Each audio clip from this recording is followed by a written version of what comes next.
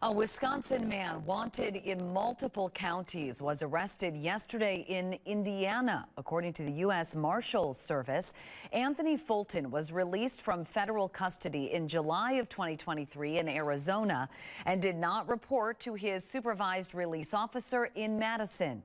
Officials tried to arrest him in September in Indiana, but he escaped.